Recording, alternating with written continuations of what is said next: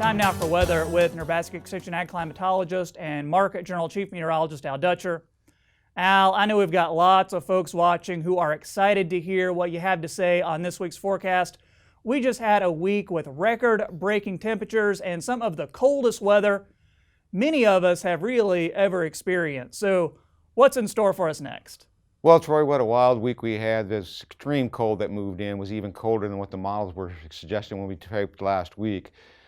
As far as I could tell, the coldest temperature I've seen so far during this period was 39 below. That was reported in the Imperial area, followed by 37 below in the Broken Bow area. That's from the cooperative network.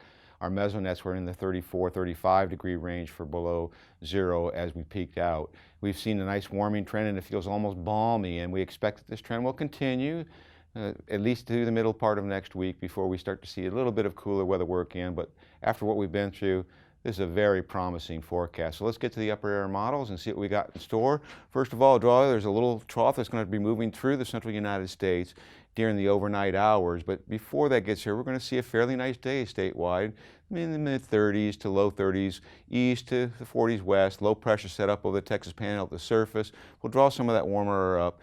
And we'll start to see some flurry activity break out during the afternoon, overnight hours as this trough passes through. But it looks like the concentrated moisture will remain to the east of us.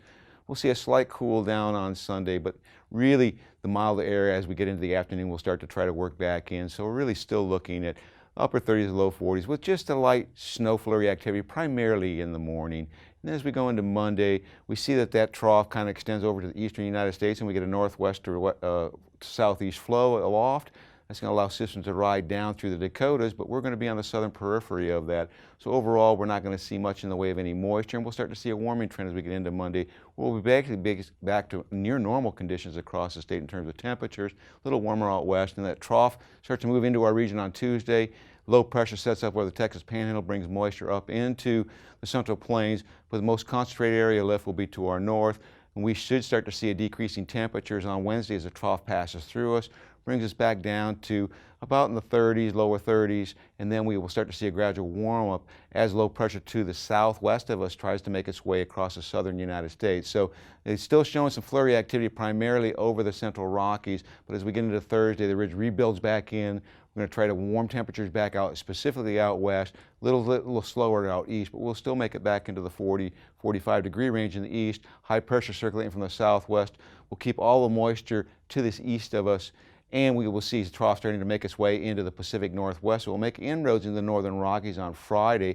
That'll keep a southwesterly flow aloft, so we should see our temperatures return back up to the mid-40s to possibly 50 degree range as we see low pressure starting to stack up at the surface and most of the moisture concentrates to our west. So as we look even farther out in the future, with that trough coming into the Pacific Northwest during the end of the month, cooler than normal conditions, starts to push the warmer conditions well to our east.